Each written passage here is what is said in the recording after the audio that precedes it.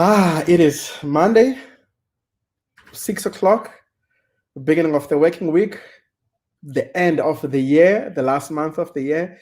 It is the Real Dialogue and an initiative of the Real Village. Good evening, everybody, and I trust that you had a good day. It's been you can tell from my voice that I am not at the peak of my health. So much has happened and has been happening, but I'm grateful to be alive.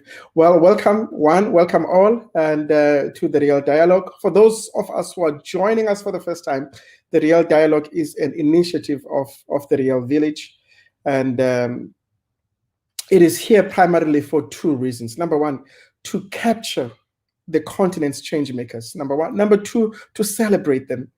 And these are the people that use their skills and their stations in life, not just for their personal growth, but they use this to make Africa a better place to serve others. So on the Real Dialogue, we get to sit down with our continent's change makers, people that are not only at the peak of their careers, be it in academia, business, the corporate world, sports, but so these are people that excel in what they do, number one, but people that use that platform and the doors that are being opened by that excellence so that they can serve others. And we celebrate them not so much because they are flawless and perfect, but we celebrate them because of at least three things I keep saying. Number one, because of the obvious contribution that they make to this world and to our continent.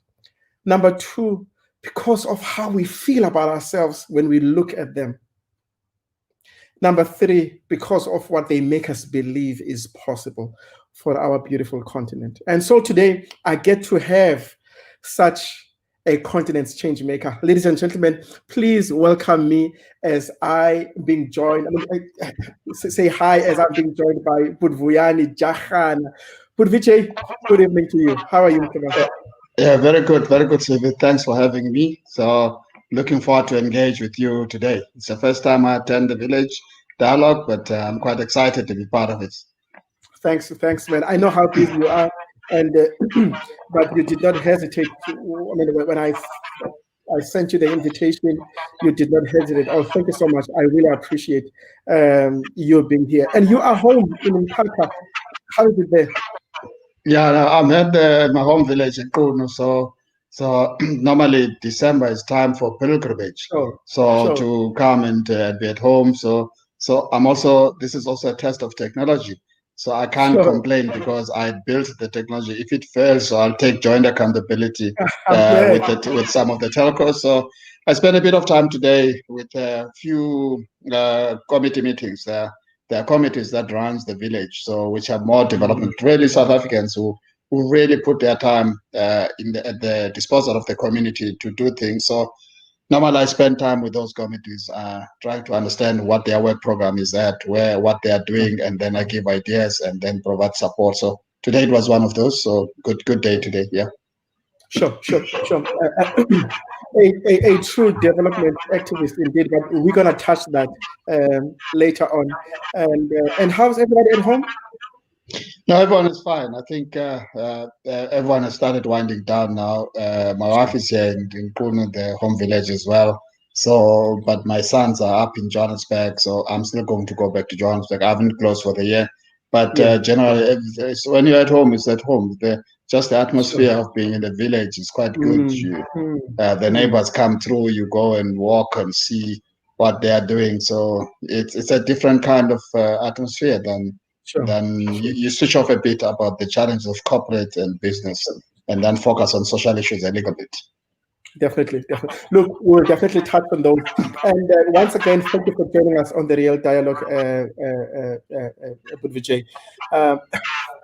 We know the corporate giant, the change maker that you are. We read about you in the newspapers. We see the decisions that you make and how you influence not just South Africa, but the rest of the continent. We will get there, but it started somewhere. You were born, as you've already mentioned, in Unu, near Transkei. Take me back to your formative years. Were you born there as well? Yeah, I was born here in Kunu in the village. It's a rural village. Kunu has got about 18 villages, so with different headmen, with one chief, if you like. Sure. So obviously, being a rural boy, like anyone else, you experience rural life. You experience hardship. Like anybody, it's a story of any black person. To be honest with you, there's nothing to report home.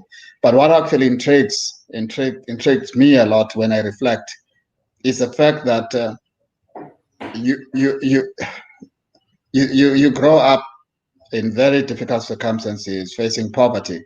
But poverty is a relative thing. So if the whole village is in a struggle, it's all relative. So you feel the pain, because if you're hungry.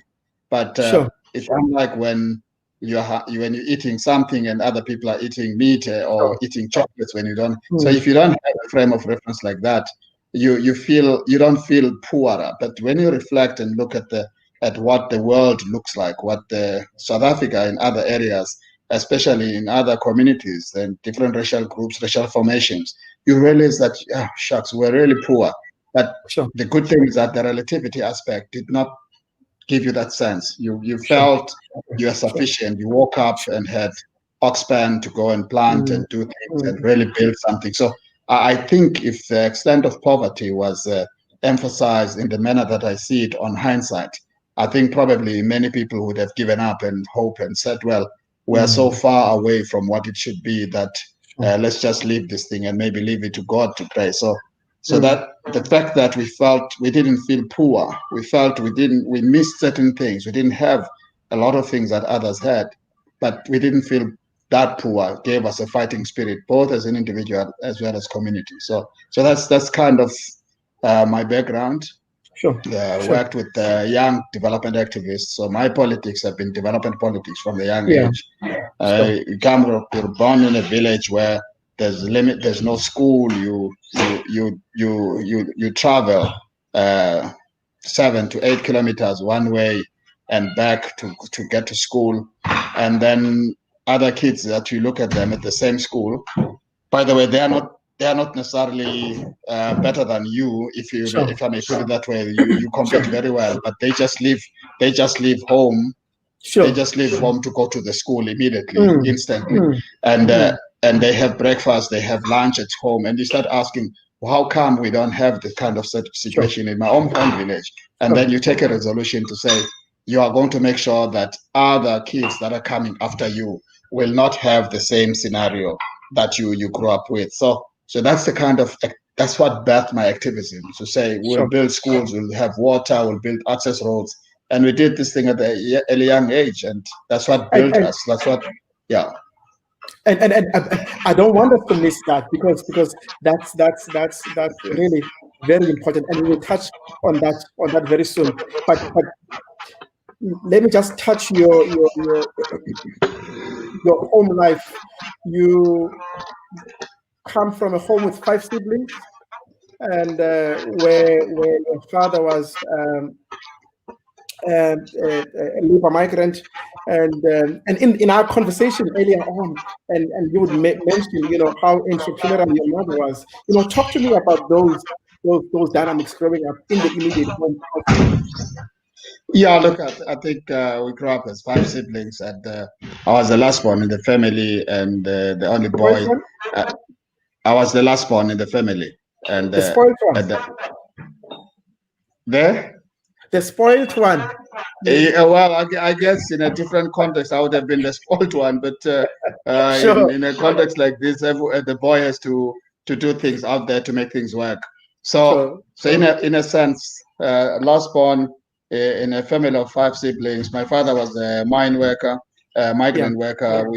If we're lucky, we'd see him twice in a year, but we didn't feel, because we felt that he went there to work, and that was the norm in the village, that men had to go to the mines to work, and they have to stay there for as long as they can, to actually as long as they send money for fees and for food.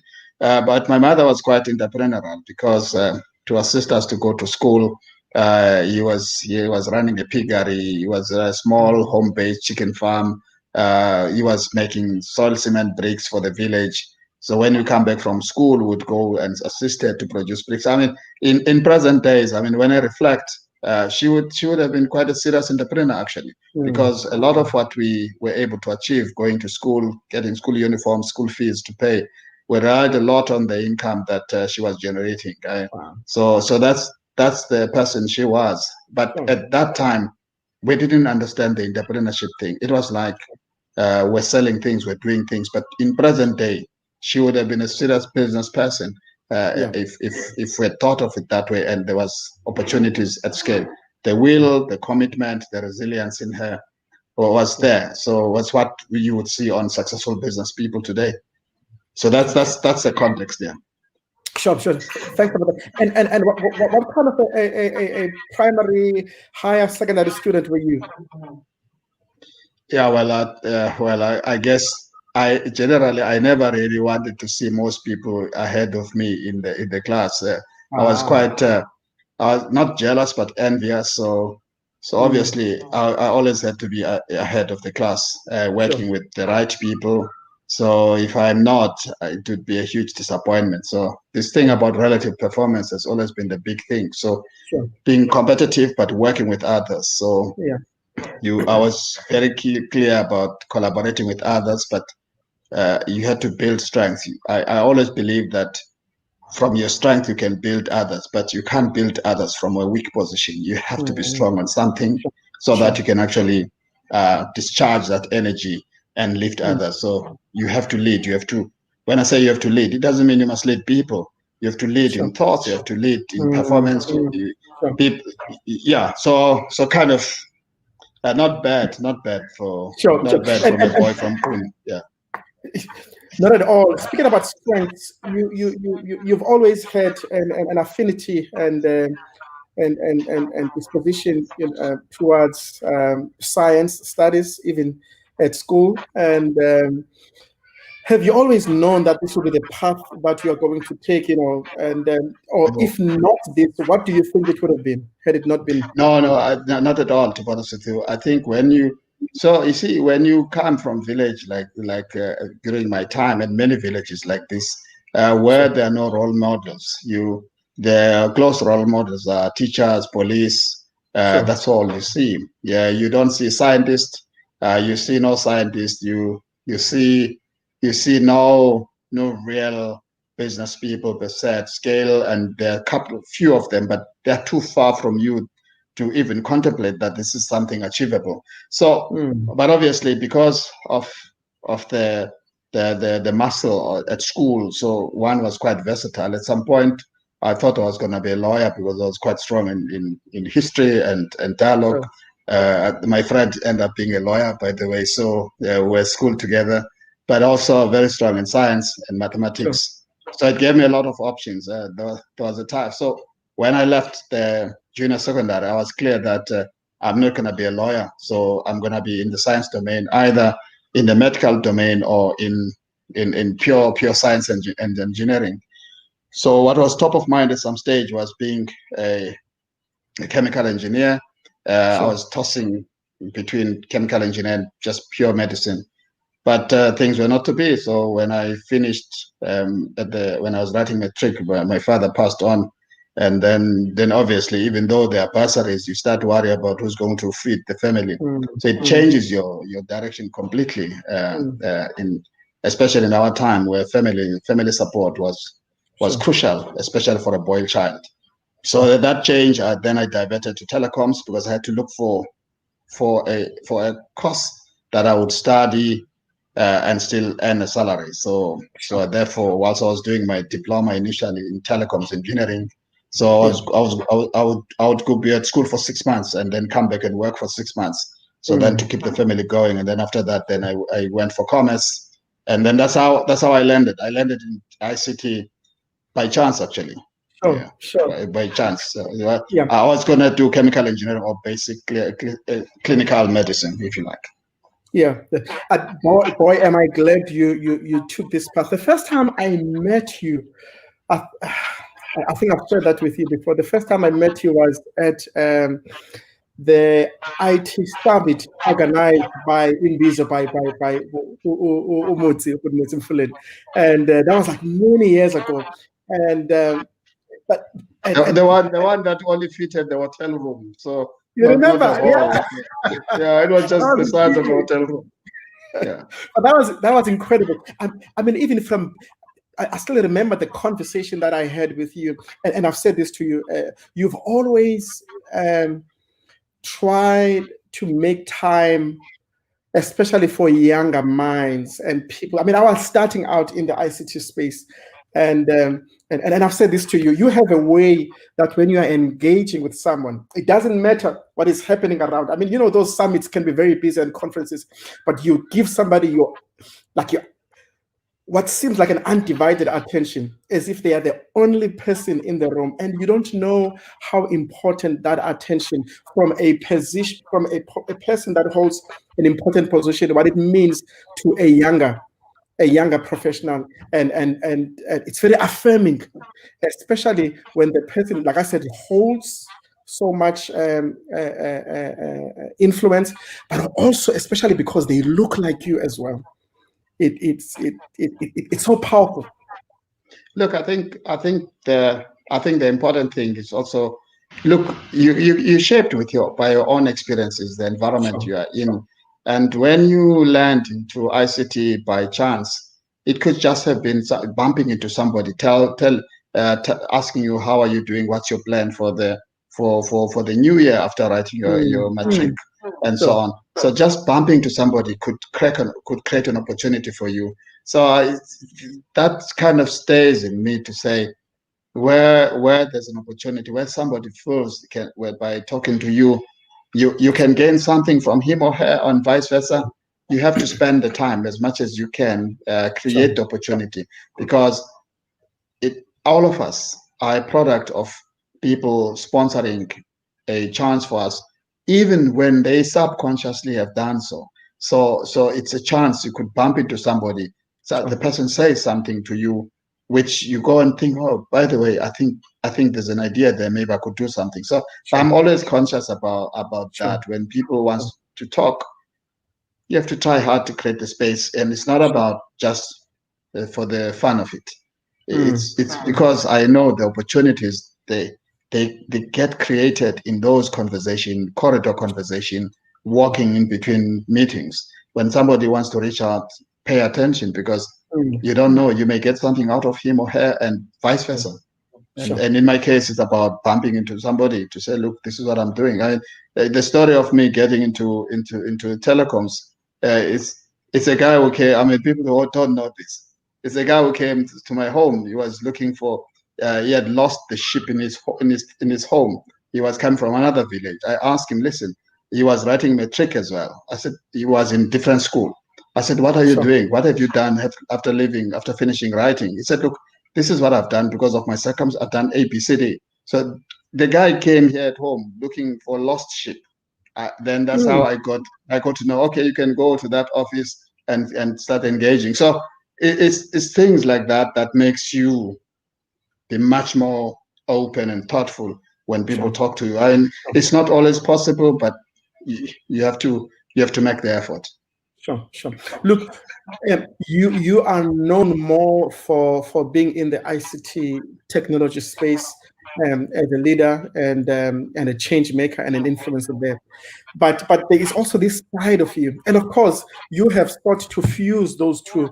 Uh, uh, uh, uh, uh, Development work and technology, and throughout your career you have sought to find ways and of how to use technology as a tool for social change.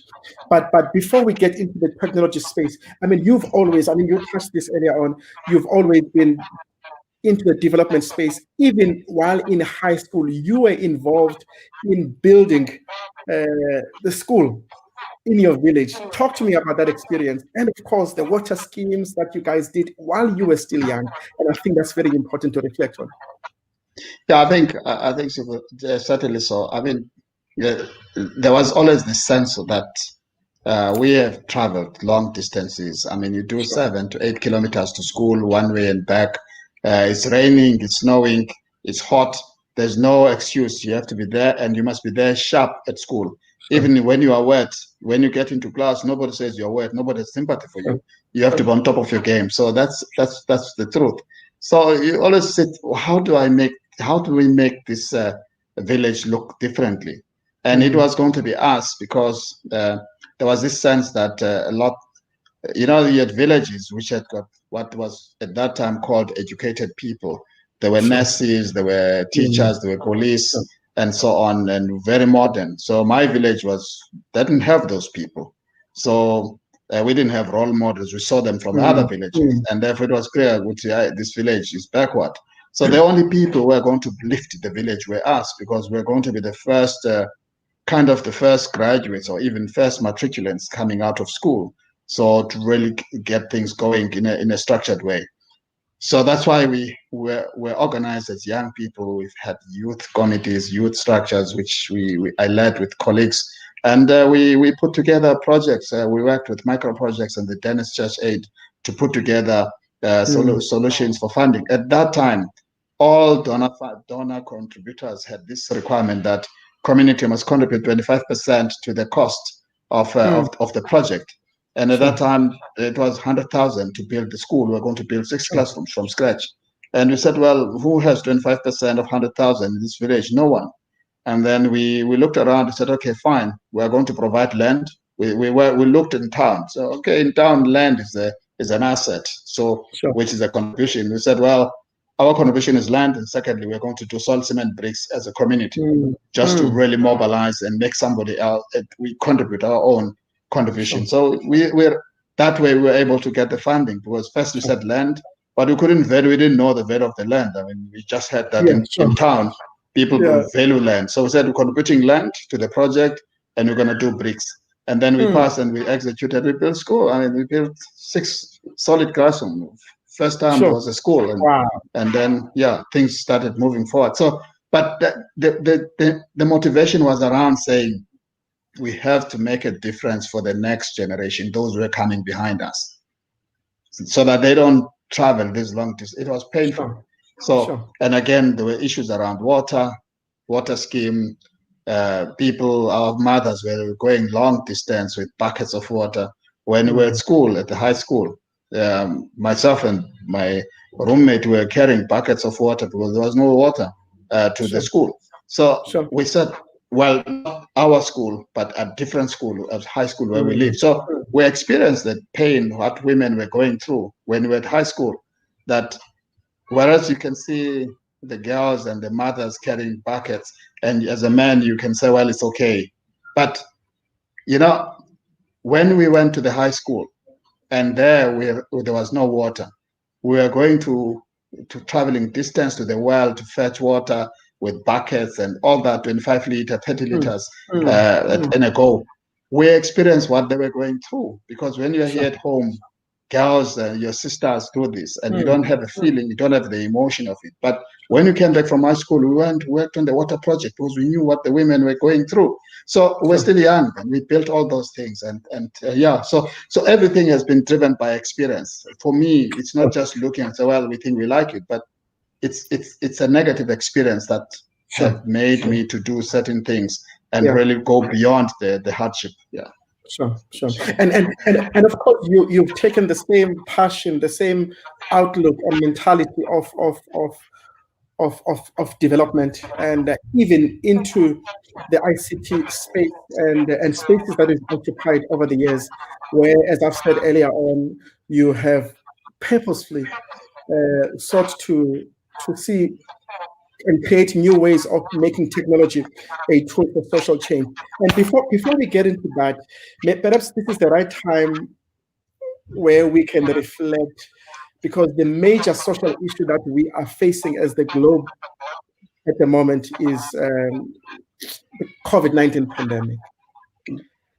How have we fared as the country in terms of technology as we are seeking to respond to this pandemic? What's your opinion? Yeah, look, I think Steve, it's a very, very important point. that you are raising around how the country is dealing with COVID-19 as a starting point. But I think maybe just as a segue, you raised a little bit this issue about how how one can shape technology, architect it, repurpose it to deal with social issues for mass social progress. The single biggest advantage society has benefited in the late 19th century and late 19th century is the advent of mobility, mobile technologies, because what this thing does, it equalizes by far the gap between rich and poor in terms of access. I still know that there are villages who don't have broadband and so on, but if you look at mobile technology, it's a project of democracy, 1994. Sure. But today you've got more people with access to communication than to clean water.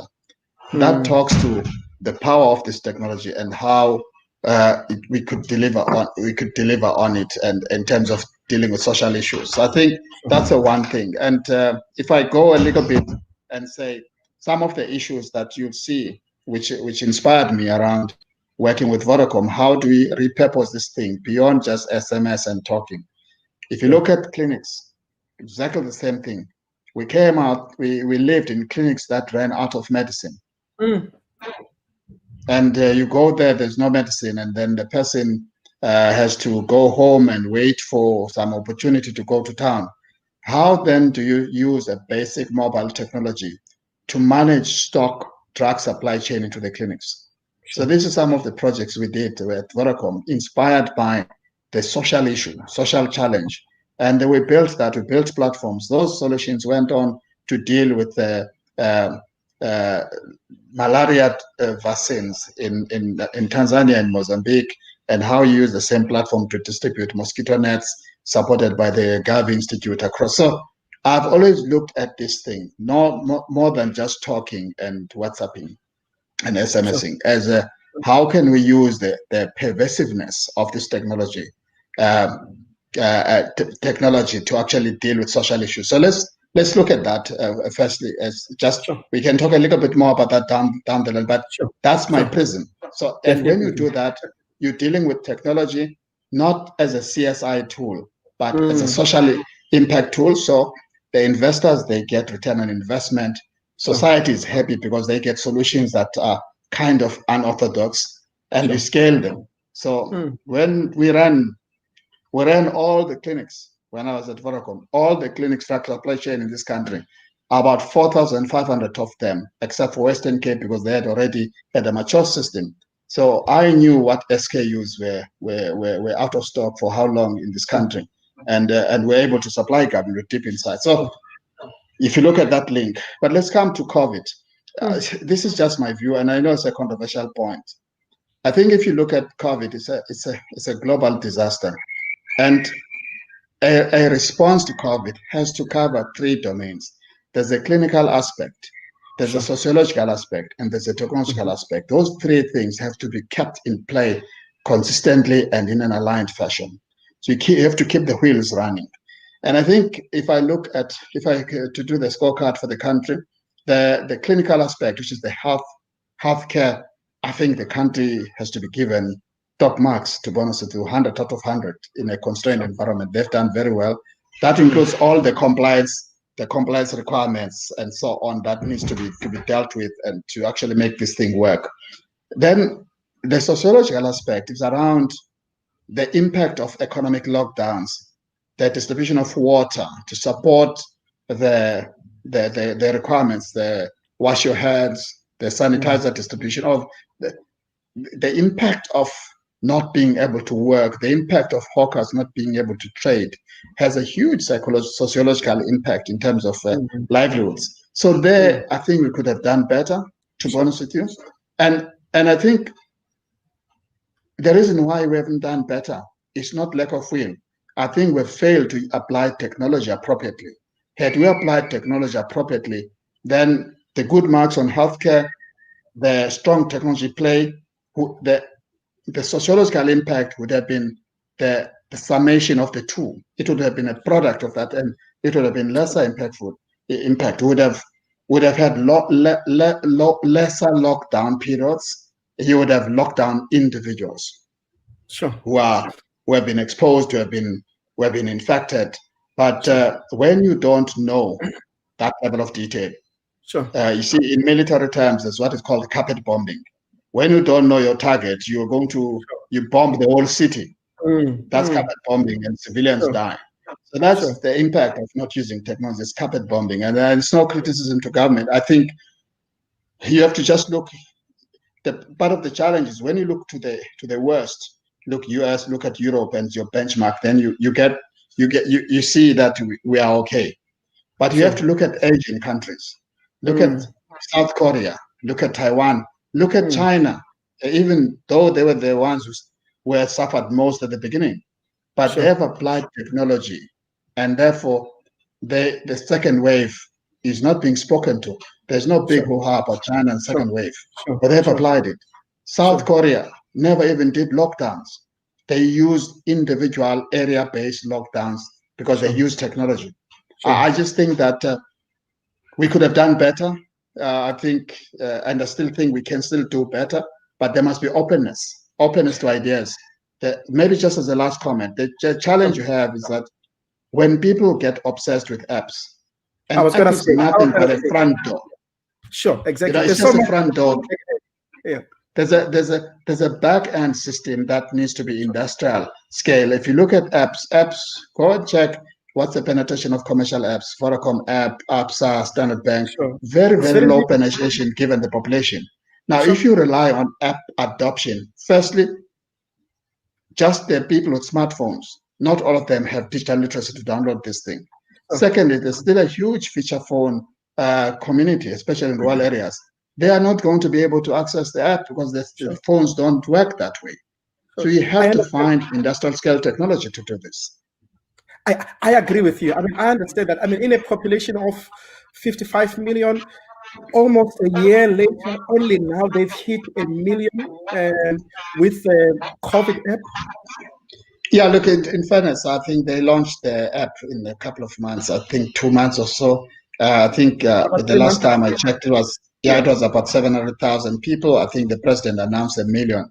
I just think that it's not whether you have achieved 1 million within 2 months or not.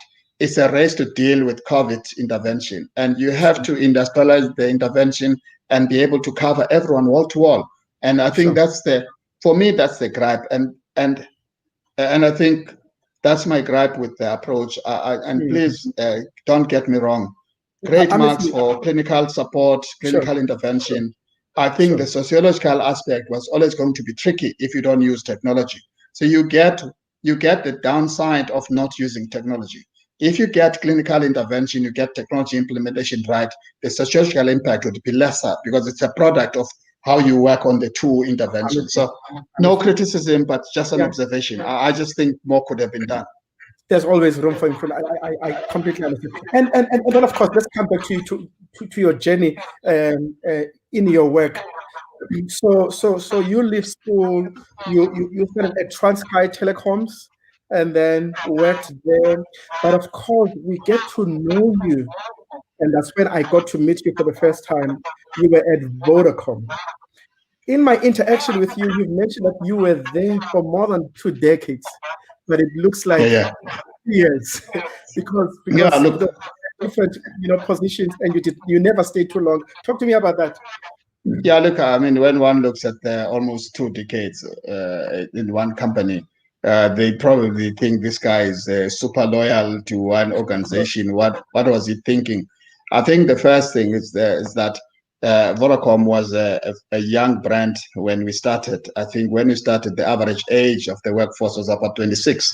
That was around about 1995 when I joined. So it was a young company growing and doing things, creating new possibilities and connecting communities. I mean, if the joy of going to a village in Whittlesea or in Mount Frere where there's no network, then you negotiate, you build the network, and then when you switch it on, the joy of the switch on of the telco, of the network, so from the village and from the community, was quite inspiring to all of us. Then there was no better fulfillment when you do your job, but such huge social impact. So those things keep you in the job. But most importantly, that I think on average, I stayed maximum 4 years, if not 3, in one role. So I always went for the challenges. So when you reflect in your 20-year journey at Vodacom, it always feels like your last 3 to 4 years, because you only remember your last challenge job, if you like. So that's the context.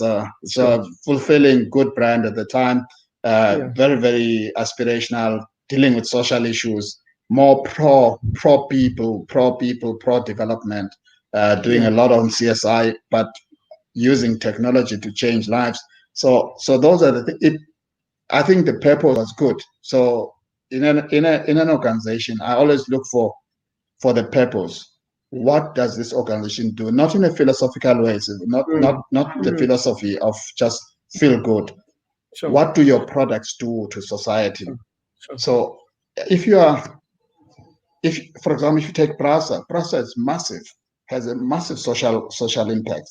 It's an organization ordinarily, or GE. So if you like, you would look at those organizations, because if you improve rail, passenger rail, you improve society, you improve community, especially if you can do it cost effectively and efficiently. So when I talk about purpose, so Vodacom was fulfilling that purpose. If you look at GE, you look at GE as an organization that invest in public infrastructure. They make money, but they bring technology that will connect the African continent. And so running a project like that, where you know that, whereas it's a business, but the end results of it is going to be an intra-Africa mobility. So when you look back decades, when you're old, you say, well, I was part of that initiative. So look at how Africans are trading amongst themselves. So that's the kind of purpose thing. Purpose keeps you invested if you are social activist in a business, and you stay longer than anyone could imagine. Why would the guy like you stay this long in a business like Vodacom? That makes perfect sense. Now, and of course, another role that we got to know you for, swift and brief though it was, is Group CEO of SAA, and but what I want us to talk about is not so much why you left, and but the process that went into that decision. I know that was not an easy decision for you, and we've spoken about this before. And but please reflect on that process for me. What made it a difficult decision in the first place? I think, to be honest with you, and I hope not to talk too much about SAA. To be honest with you, they are going through pain, and my heart bleeds each time I look at what's happening in that environment, honestly. But I think the starting point, to answer your question, one has to understand why I went to SAA. I went to SAA not for a job. I was not looking for a job. Even if I was going to look for a job, probably SAA would not be part of the agenda. However, I went to SAA out of understanding the extent of difficulty that an SOE is undergoing. And my view was simple, was that to the extent that the board may think that I'm the right person to fix this thing, which I thought, and I still believe I was, I will go in. I'll go in the jungle. I'll go in and fight and swim with the sharks and really deal with the issue.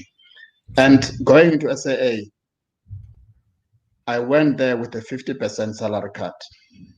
Therefore, there was no job for me except the desire to contribute to society and fix the airline.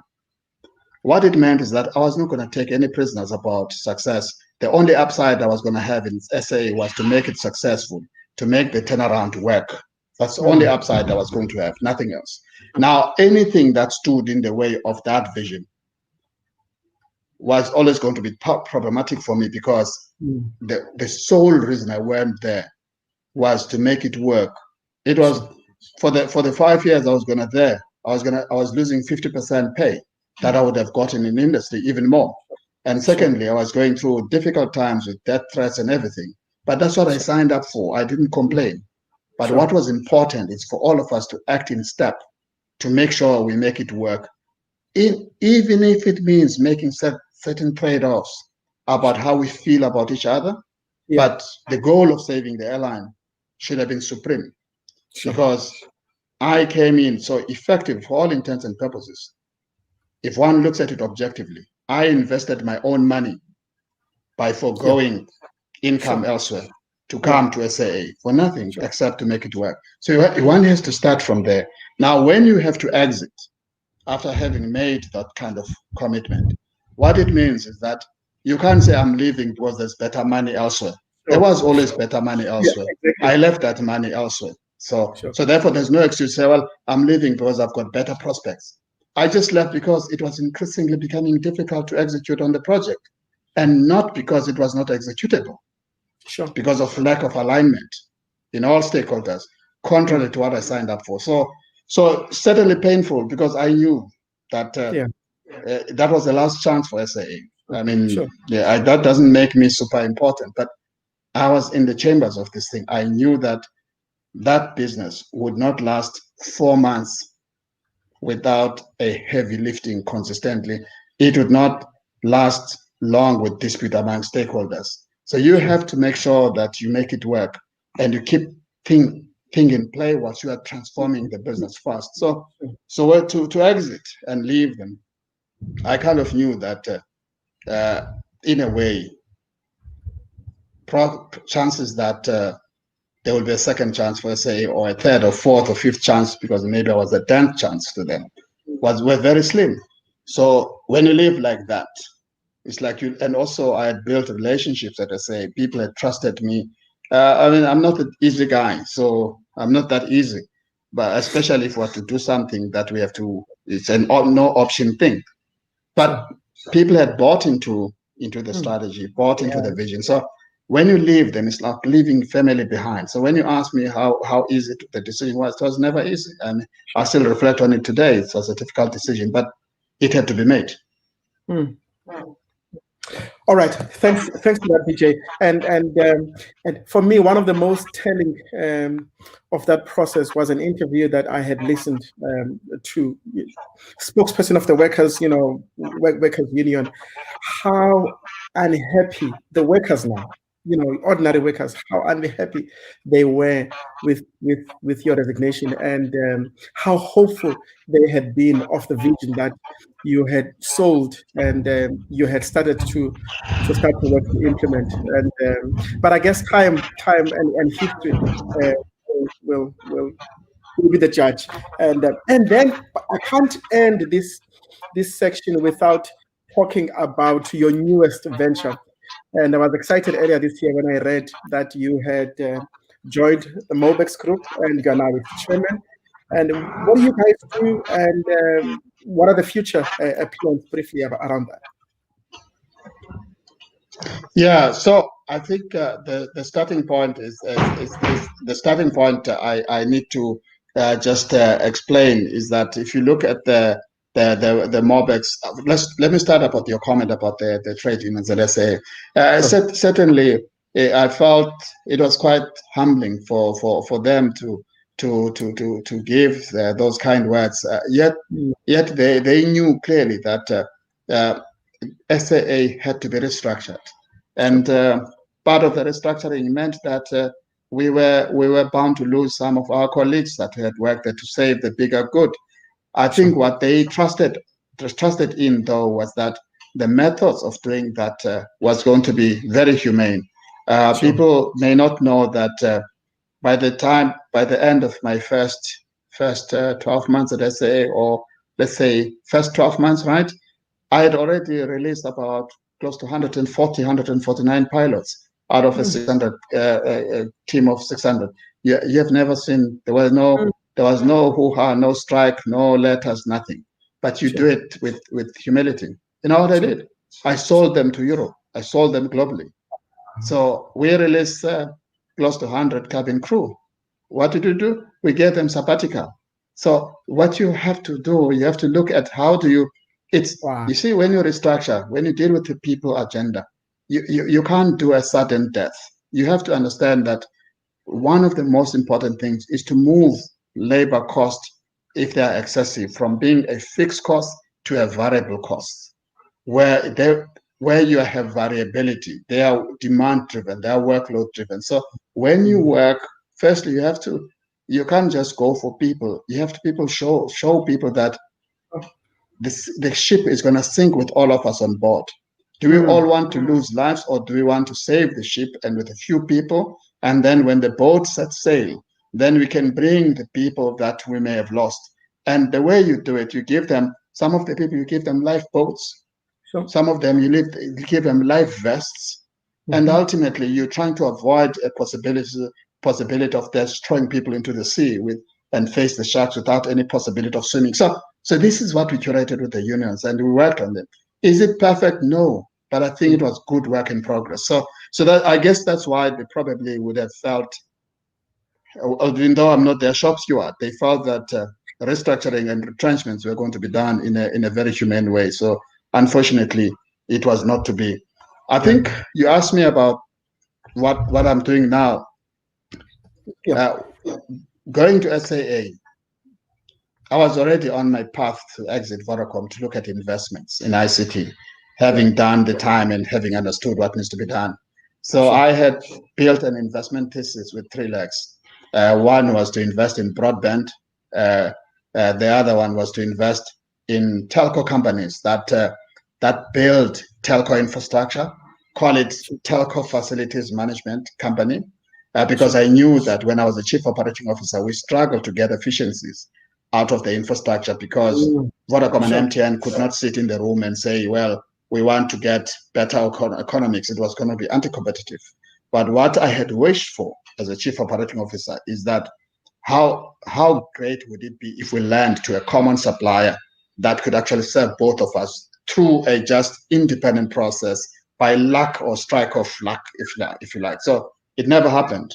So obviously I knew what the challenges were, how I would orchestrate, and I saw Mobax was already serving Vodacom as a managed services player, a very strong total communications company. So I knew what could be done to actually make things work, and that's why I invested in them. Clearly, we intend to build a total telecoms facilities company end to end that are going to lower the cost of operations for all telcos. We're still going to make our own margin. The consumer can be the only beneficiary out of this because the cost per meg of data, cost of voice of a minute of voice is going to come down. We have to deal with the underlying costs to support the companies. So obviously the third leg was around digitizing enterprises, looking at big data, AI, robotics, how we could bring that into the continent. So those are kind of my 3 projects that I'm working on. Early days, Mobax is real today. The other 2 projects are work in progress. So that's what I'm busy with today.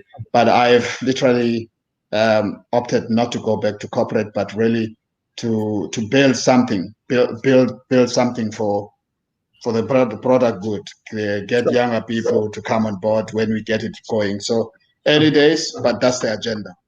Yeah. Thanks, and all the best, man. All the best. I'm sure the next few months we will start seeing the fruits of all that hard work. Yeah, look, it takes 18 to 24 months to build from scratch. Then in the last 6 months, 18 to 24, that's where the key decisions starts coming through, whether it's an investment side and so on. But if you are buying a going concern, it's a lot more easier to do the transaction like we've done with Mobax. But the other stuff is more very organic, zero-based build. You have to do that. You have to do the time. You must have the resilience to see it through, especially if you want to build something scalable. Early days, there's still risk of it not taking off.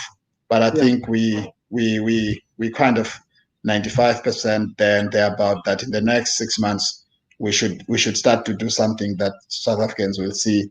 That is a start. Start small, humble, clear, bigger vision, walk the journey, be resilient against, if you're facing headwinds, be clear about how you're going to weather the storm. Yeah. And of course, I was very happy when you told me that you've renewed another term serving on the board of the Eastern Cape Rural Development Agency.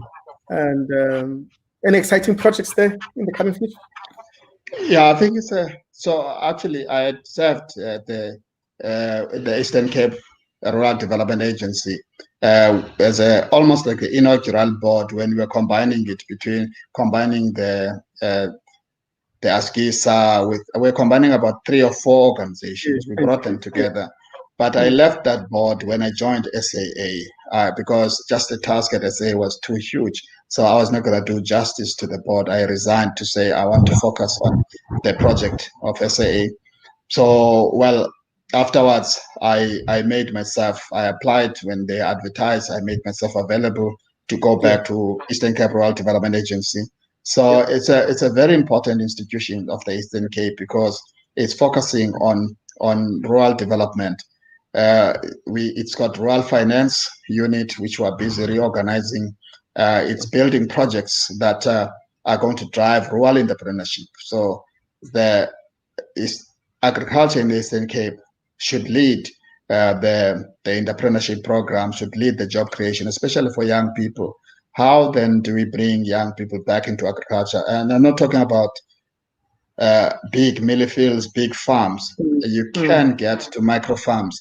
You can get people to do greenhouse farming, which is high tech, to produce lettuce or the all season if you've got the right temperature, the room conditions right, and you implement technology, IoT. You look at biomass if you are using aquaponics. So there's a lot that you can put together today that the technology is mature. It may have failed. Hydroponics, aquaponics may have failed many years ago, but I think today we know that high-rise farming, even in the townships, in terms of stacked up farming containers and in building, it's what countries like Israel are doing to feed. I mean, if you look at Middle East, Israel is a desert, if you like, so to speak. But it's you buy at Willis cherries or tomatoes or something from Israel. Now they are using technology. They are using technology. It's a high-tech production environment. So we have to look at that and see how the agency could start looking at a combination of technology, finance, and labor. Therefore, because the market is there, people eat food every day. So the demand for produce, for agri-produce is there. But it's just that people are mostly the food is imported. So that's what we want to deliver with the agency, focusing on job creation, entrepreneurship, really creating rural enterprises that can be very, very successful. So early days, but I think we stand a chance to make something big here. So there's a finder here in East London. Nani says broadband infrastructure, Brother Vuyani, surely is the way of the future, and your vision surely will have excellent dividends, and we believe so as well. Nigel. Thank you for contributing them. Now, it takes the village to raise a child. We know Vuyani Jarana, the change maker now, but a lot of people, entities, organizations, experiences have contributed to who you are. Who have been some of the people that have formed your village, the people that have contributed, be it professionally, spiritually, physically, to who Vuyani Jarana is? That pastor, that teacher, that colleague, that lecturer, that professor. Do you want to reflect on those? Yeah, look, I think to be honest with you, the starting point, as you say, it's a village. It's my immediate village, not in a colloquial form, but in real terms, because we're talking about we're young people, but we were thrust into position to lead a village initiative, which means our parents, the elders, accepted that we could be in the same room with them at early age and discuss issues of development.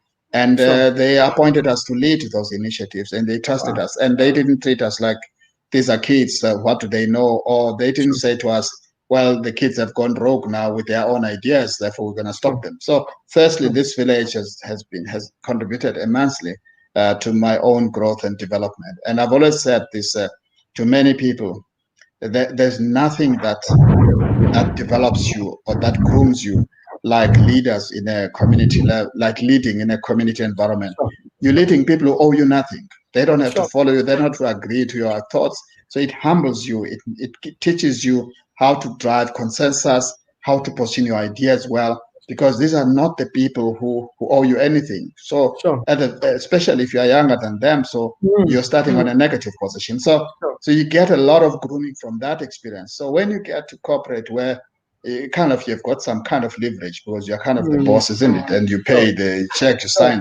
So that becomes in a back burner, but actually you use the tools of, I call activist leadership approaches, where you approach people as if they are not your direct reports, because everyone has an idea despite regardless of hierarchy. So I think, firstly, the village. I think my mother was hugely influential to how I do things, and again.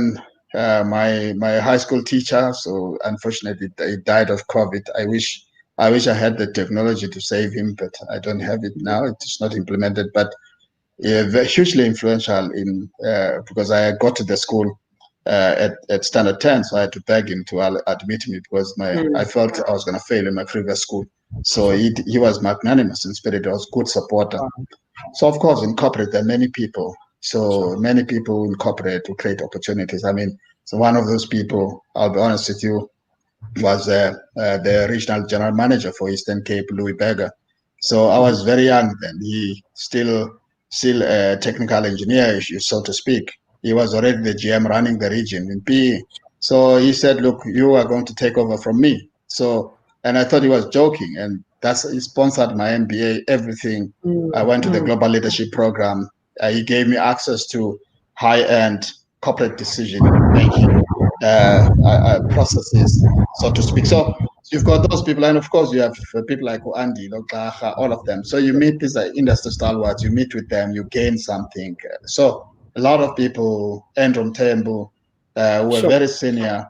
Also, my biggest experience was, which actually humbled me, still continue to, I still draw from that experience, was my experience with the Nelson Mandela Museum. So it's a project we did as community activists from scratch. We demanded it must be done because it was promised. And we were part of the design. We went through with historians, with all the political contestations, and we're at the center of it. And at that time, then I was asked to chair the board, and I said to the minister then, look, how do I chair the board? I've never been in any board meeting, so I don't know how the boards function, so I can't chair the board. And then that time, Ben Gobane said, look, I think the problem is that if you take all the people who are experienced, if they're too busy, they're not going to pay attention to this thing. You are passionate about it, so we're going to put a mentor next to you. So we want you to lead. We want you to lead. Don't forget it's a board. Run it as a community project, and then we are going to get people to structure the board behind you. So that's what Ben did, and then he assigned at the time the late comrade Kathy Katrada to be a dedicated mentor for me. So I had the privilege of working with big wings at the early age and tackling big projects. So you learn a lot from that. It humbles you. So I always appreciate. So, but it comes out of sacrifice. You never get given this thing. You have to sacrifice for society. So in that process, society rewards you in ways that you would never have thought. So I still treasure those opportunities, those experiences. Thanks for that, guys. We've got huge thunderstorms in East London, but I'm hoping that it's not affecting the sound quality. Do give us feedback, let us know. And somebody has just said it's not too bad. Thank you so much, Alida. We appreciate that. And Vuyani, let's come to Africa now. While we are based in South Africa, but we are part of this great, beautiful continent, and I think we need to be conscious of the often observed South African exceptionalism, and as you know, sometimes it looks like we are more comfortable with being South African than we are with being African, and as somebody that has worked extensively across the continent, I think this question would be very fitting for you. Remember, Vicky Simpson did a song, "My African Dream." It's a dream we can follow. Now, talk to me, Vuyani. What is the Africa that you dream about? How does it look like?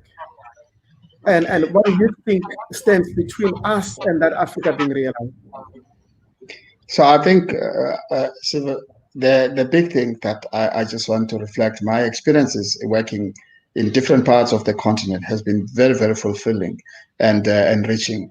One of the key one of the key observations is the level of entrepreneurship that our fellow Africans have engaged in.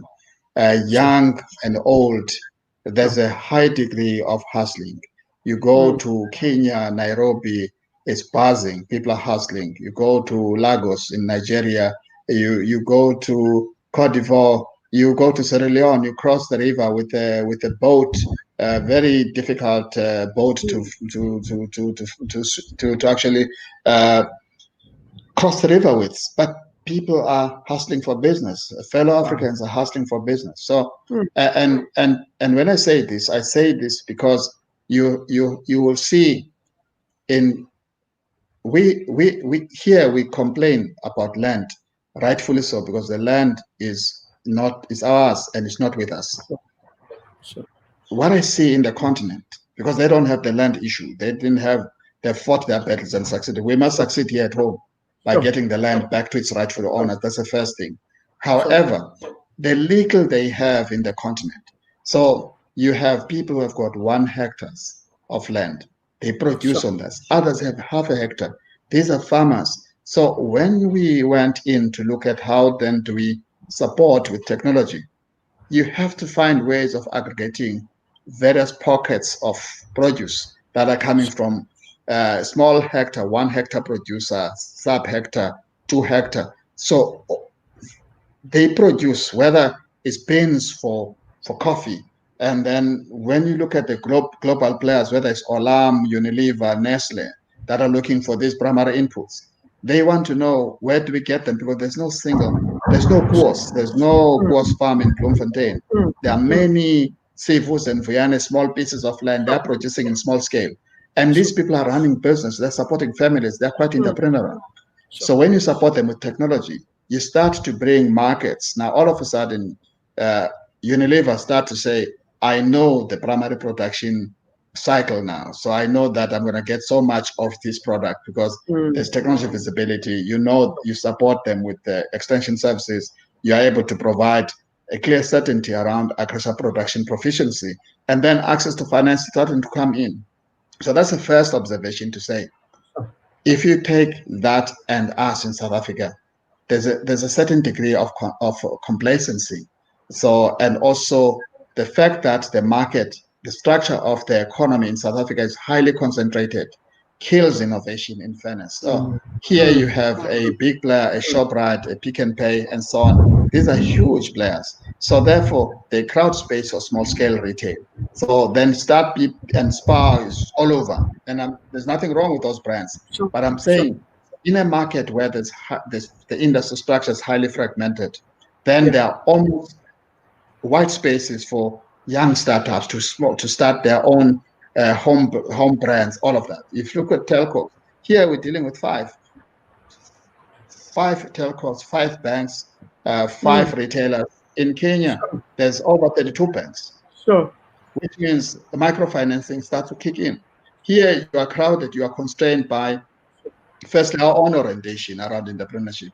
Secondly, we're so orientated around the big brands. So there's very limited spaces, and these big brands, they do vertical integration, which means there's no space for people to participate in the value chain. When you go to Nigeria, there's no big retailer. There's hardly a few big malls, if any.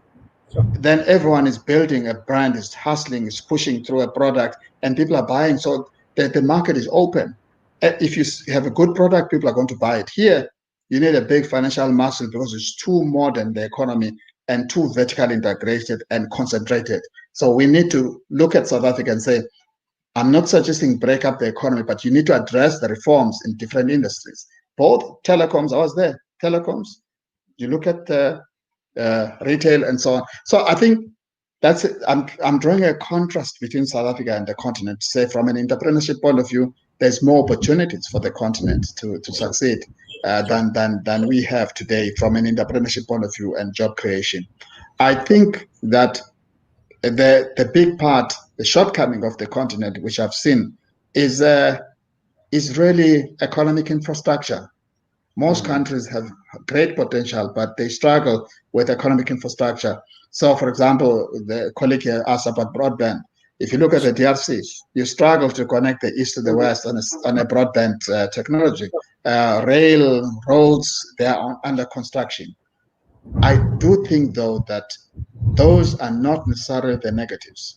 They are opportunities, because if there's a right investment model, then you can get global partners to come in and invest together with fellow Africans in those projects. So I'm seeing a continent that's highly integrated in terms of trade. I was listening reading today that there is a discussion about a single digital market for Africa, chaired by President Paul Kagame. Great development. Europe has done this. So the fact that we're still dealing with tariffs in between each other, yet we should be a common market, it's problematic. We should be able to have a common market and trade amongst ourselves as Africans to create the opportunity. Otherwise, we lose the possibility of building the continent. Maybe just the last comment. So I'm saying a continent with infrastructure in terms of interconnectivity, from a rail, from the ground.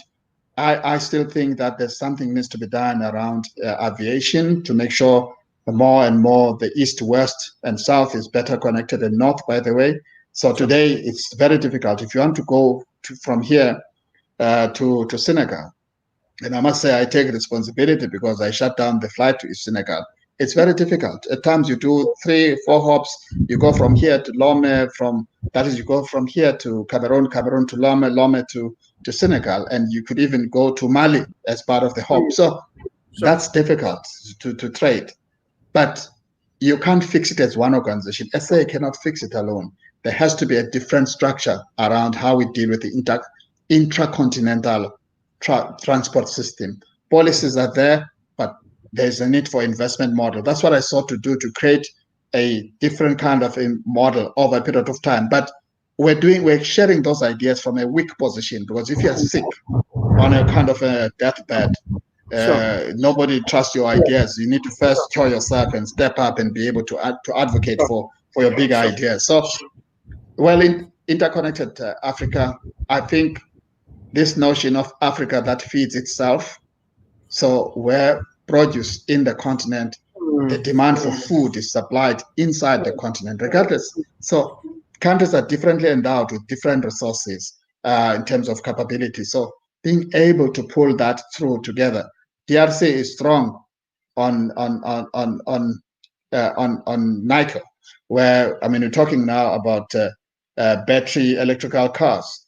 So we should be able to do the mining in DRC, but beneficiate it so that batteries for electrical cars are done here, because there's a different way of doing things. So there's are opportunities, but these things need leadership. And I get the OU Agenda 2063, but my challenge with it is the lack of urgency. So the lack of urgency to act. So focusing on scalable interventions. And if you were playing cricket, I kind of would not like to do the short runs, ones and twos. I would kind of be the boundary shot guy. So you go big or go home, because you finish the game quickly. You're either out or you finish the game. So this is kind of what I'm, and it's a high risk game when you do that, but it's high returns too.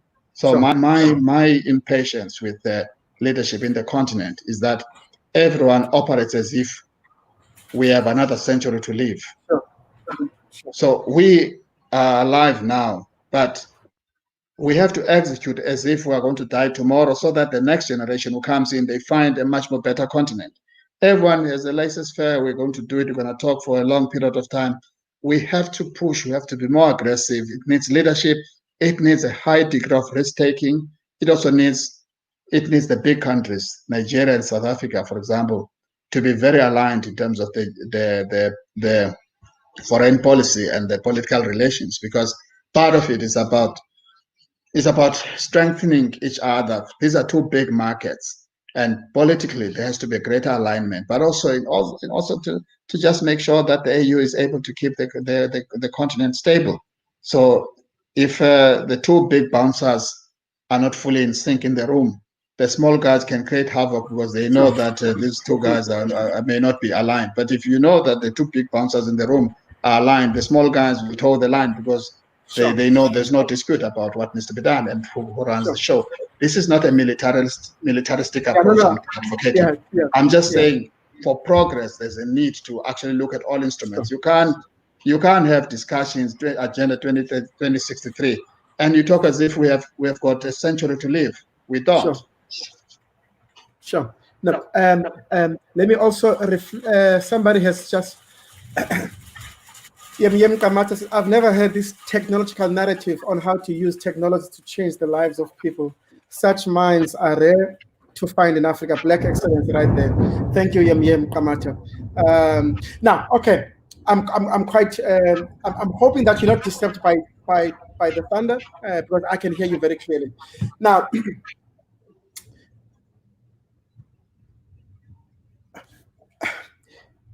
I was going to ask you to reflect on the relationship between, because I know that you've worked in both and you've interacted, the relationship, the political relationship, and even, may I say, economic relationship between Nigeria and South Africa. But you've done a good job in reflecting on that, and so you've kind of taken the words out of my mouth.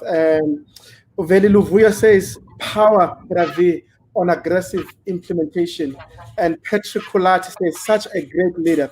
What is his view about the issues that affect Black leaders of SOEs? Would he advise young leaders to take leadership in SOEs, or are they a threat to their careers? Look, I think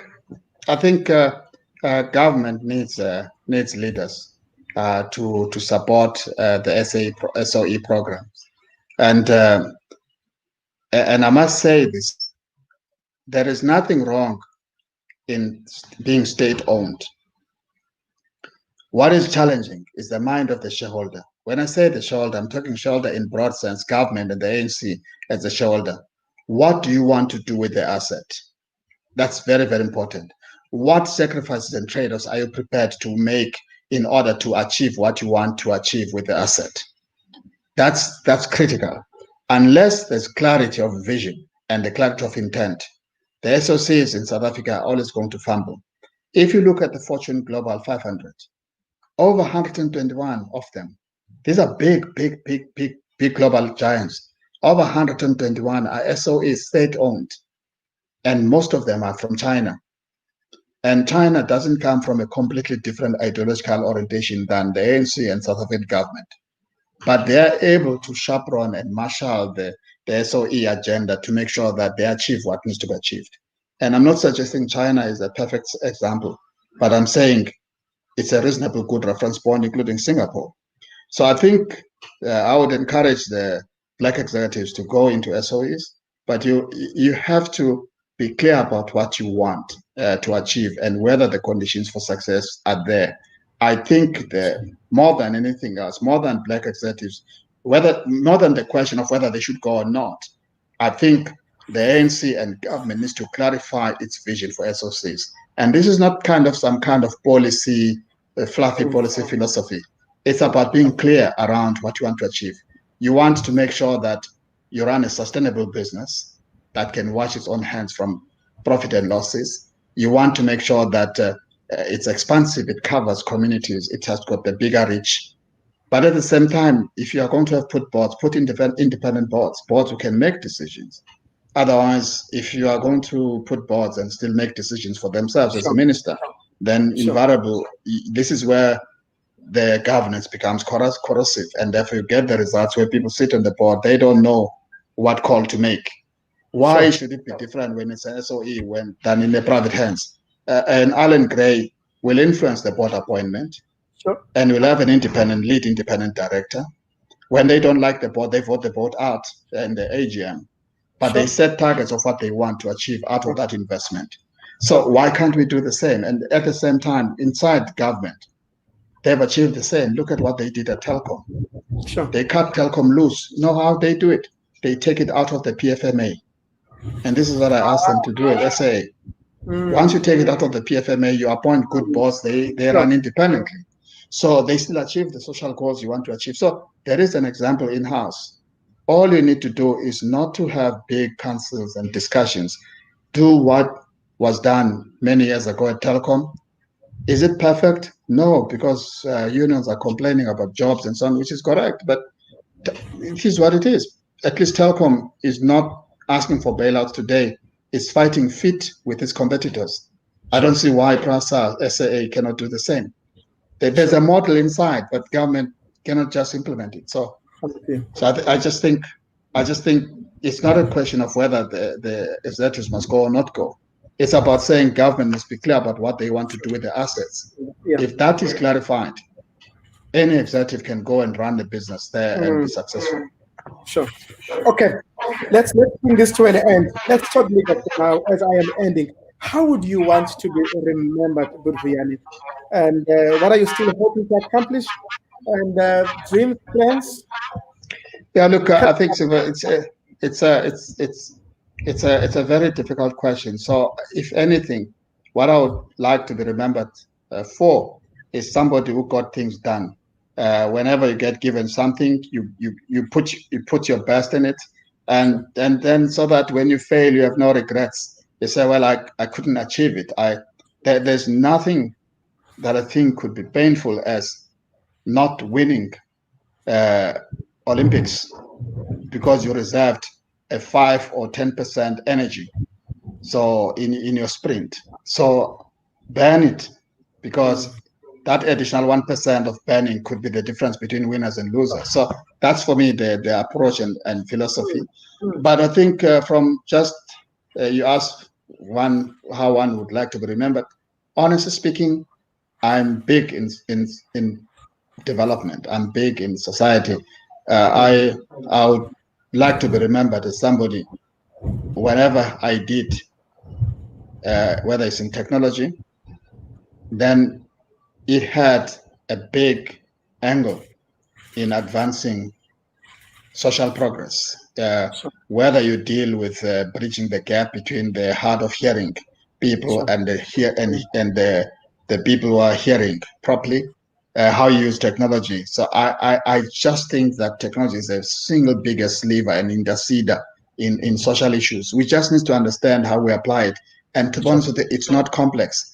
And I think that the big executives that understand development needs to understand how to leverage the big brands, because you can leverage them with no sacrifice. These are big whales. They've got strong brands, big balance sheets. They've got shareholders once returns. How do you take along the social agenda, not as a CSI program, but as a commercial model that lists, talk of it as social entrepreneurship or something like, but how you tag along the big brands and make sure you can pull others through.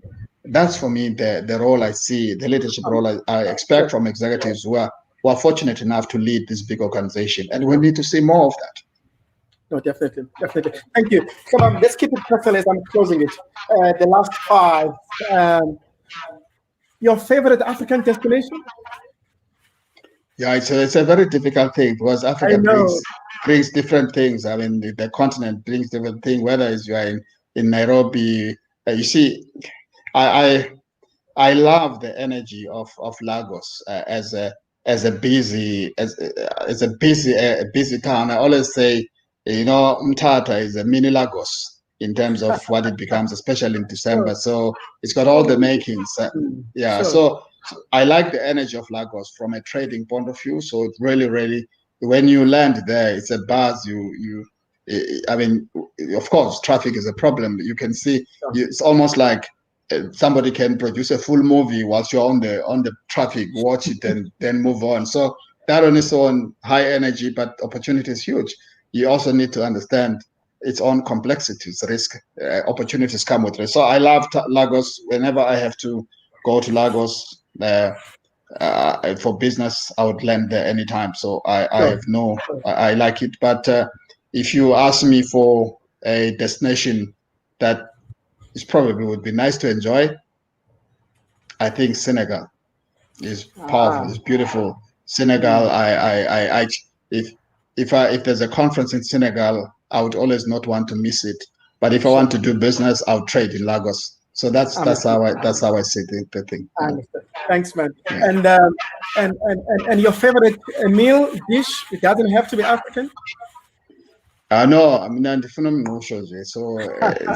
I like that. But I've seen you see the tricky thing is that I've seen people taking the one with no beans. You know, I don't eat it. I want it to have beans because it's a funny thing because many people like it. So I always say people who are born rich in their families who come from rich homes, they eat the maize meal with no beans because for them it's an experience. Yeah, we grew up eating this thing with no beans. We grew up eating this thing with no beans. Once your beans, your cropping season is gone, the beans are finished. You eat it raw, dry like that. So I don't want to see it anymore today. So I just say I don't. If it's got no beans, I don't eat it. But I always say, oh, you guys come from rich families. You never saw poverty. You want to experience it. It's kind of you obsessing with it. So that's yeah. Okay, all right. Now, what are you currently reading, and then any favorite books or authors? Look, so this is an important part. You know, I read widely. I read a range of books, leadership books, business books. But what I've found by far is that there are common themes in the leadership books, but presented differently in business books. You can go through. There are few models. There are few models. I'm happy with. At least I'm not alone. So I think there are few models and that you pick up. But what is important in business books is applied models because the models don't change. But I think there are the new ways of model building for business transformation. And I'm not seeing a lot of that. I'm seeing a lot of reference from the old models, all tried and tested, but those become very mechanistic. And when you read them, they don't see. You go through the MBA and so on. It gives you the old models. But when you go and then you get given a challenge to transform an ailing business, those models become the background stuff. They don't give you the tools to deal with the real life situation. So I'm working on model building for direct intervention. If you look at a failing business, what do you do? So, but it's still based on the old models. That's my critique on the business books I see today. I think there's a degree of laziness. The best you get in business books now is when you read case studies of transformation, how people have done this. Then you read it as a story, you can glean some insights, but there are no hardwired models that says that the models for mental reasoning or logical reasoning to deal with the issue. So those are still old ones of Michael Porter and so on, still important and relevant, but they are not dealing with your challenge today. So I read a little bit. But where my reading is focused today is probably less about a book. I read a lot around technology, how technology deals with social issues, advances business. So robotics, process automation, AI, big data, how fintech can transform society in terms of bringing more the unbanked into the banking system. So, for example, if you look at some of the models that exist today, how do you? Because to get into the banking system, you need a credit score, if you like. So you need to have some credit profile or some kind of that you've got something that gives you some kind of profile. So how do you use then telco data to build credit score for the unbanked and begin to actually bring them to the banking system? So models like that. So I'm reading more in that domain. So I'm giving you more themes than books, which are reading areas. How do you look at blockchain implementation, where you're building systems of trust, where you're able to close the gap around records that can be eliminated or deleted? Then you're starting to close down on the issues of malfeasance and people doing transactions that they should not be making using blockchain technology. So I read how that functions, how it could be applied in the African continent. How then do you bring technologies for supply chain integration that will link a big corporate with a myriad of SMEs that are trading with this corporate, or a big government with a number of contractors? Then you actually make sure you foul-proof the system by injecting liquidity, but making sure that nobody can hold the contractor ransom and say, yeah, for your check to be paid, you need to give me something I can facilitate, because you have a zero-day invoice settlement. So you take out a lot of malfeasance in the system using technology. And the approach is not a forensic one, but it's purely to help facilitate progress.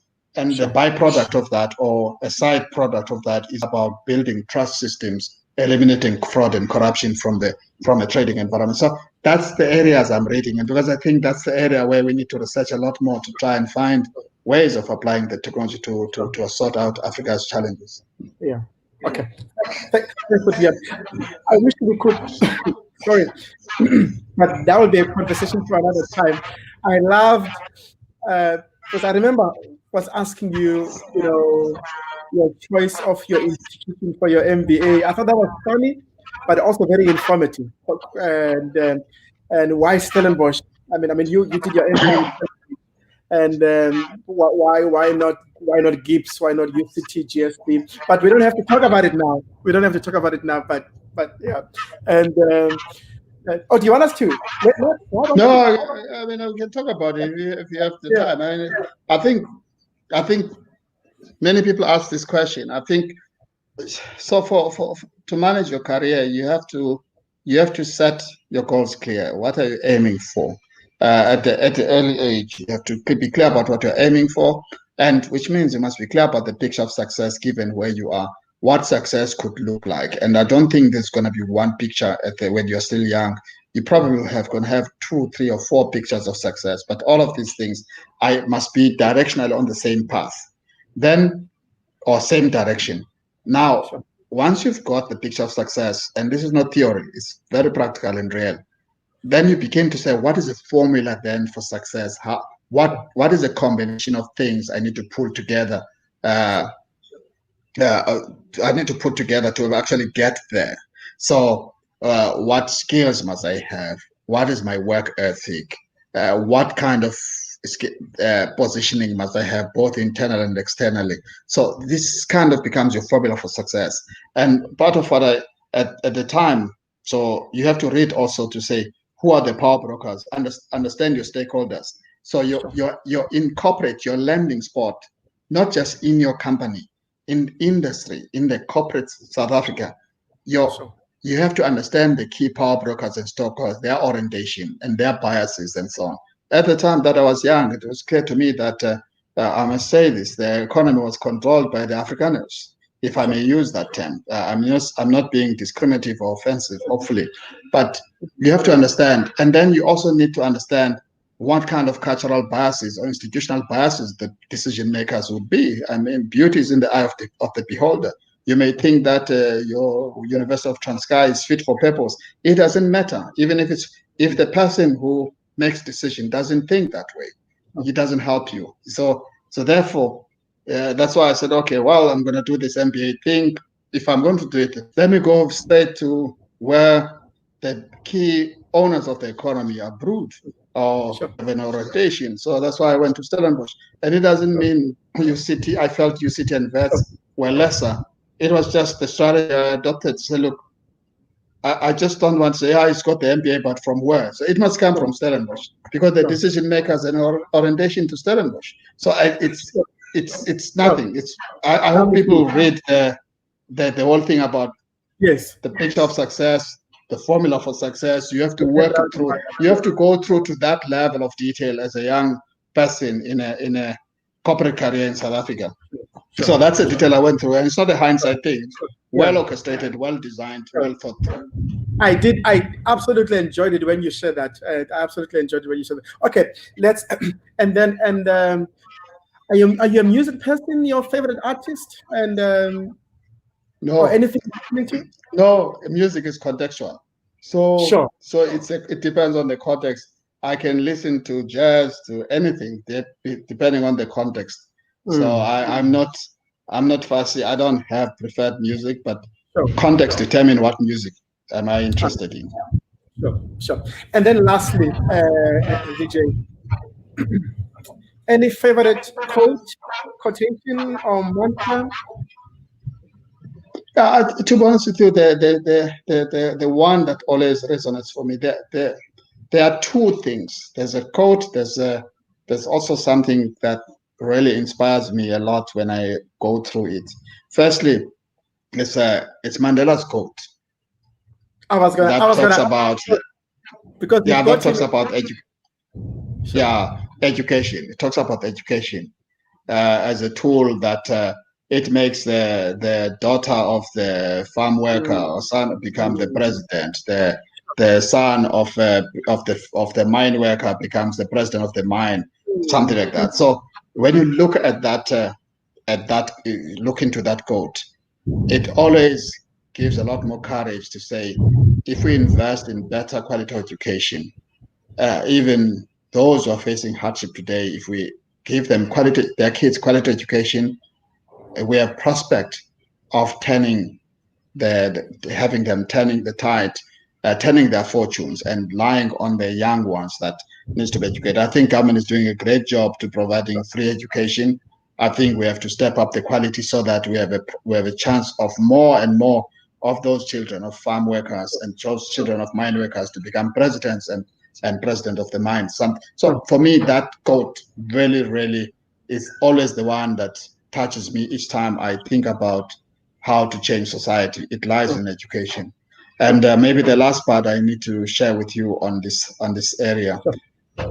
When I watch the video that sits with the National Planning Commission, the story of Tandy, each time I watch that video, it really touches me and it makes me want to do more for society to the extent that I can. I mean, we don't have resources. What we have is brains and ideas. And if we apply them well, then we can make some progress. It's a contribution you can make. You can only give what you have. You can't give what you don't have. So we are not Oppenheimers or anything, but we've got great ideas. We have to find ways of contributing them to society. If you watch the story of Tandy, it tells you how challenged our society is and the need for all of us to act in unison to advance the cause of development so that we reduce the number of Tandis, we reduce the number of people who go through the experience of Tandi. So I always look at those are two things that continue to build my consciousness around development and human progress. Sure. And this question I'm about to ask was not, I didn't plan to, but I mean, you mentioned your involvement in the Mandela Museum. The quote that you've just said is by Nelson Mandela.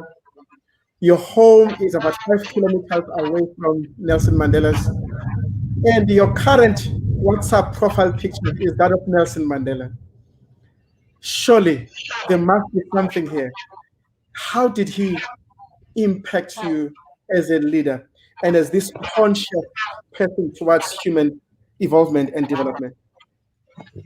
Look, I think probably in the same way that he has influenced many South Africans and many people across the world with his humanity.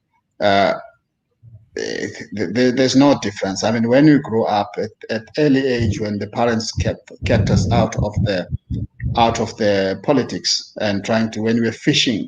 So there was a sense when you asked about what is Mandela, what's happening. So we never knew who Mandela was, but they would say, shh, you must not talk about him because there was a repressive system. But as we got into junior secondary, into high school, we started to learn a little bit about his own history. And then we got to high school, we started getting correspondence with different organizations in solidarity, including the Japan anti-apartheid movement. We got a lot of contribution, a lot of correspondence from outside the country than here. And and all postal services. And I think many South Africans must appreciate the role of the postmaster, because the postmaster here was supposed to open all our letters, and as part of the regime, but he would pass them through, and they played a critical role in advancing the struggle.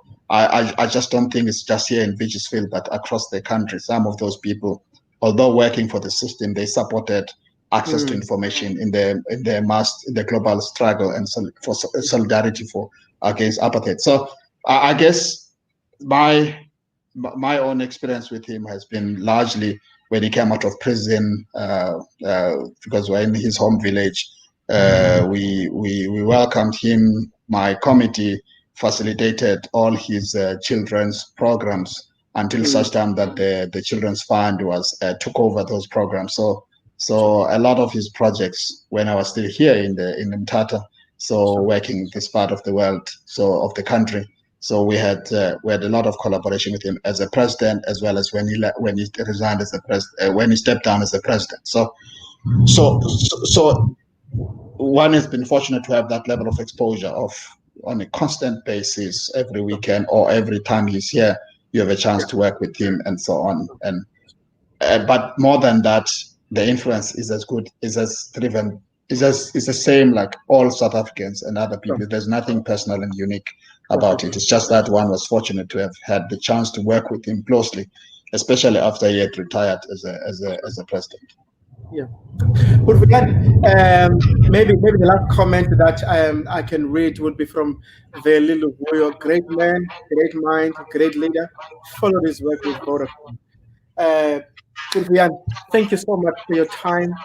I can tell you this, that South Africa, and indeed the continent of Africa, is a better place because you are here. May God bless you and all the best with your future endeavors and ventures. Thank you very much, and thank you for our platform. I think we need more of these platforms. We learn from them. We join. We listen to other leaders. We learn every day. There's so much to learn. There's so much to improve the country and the continent.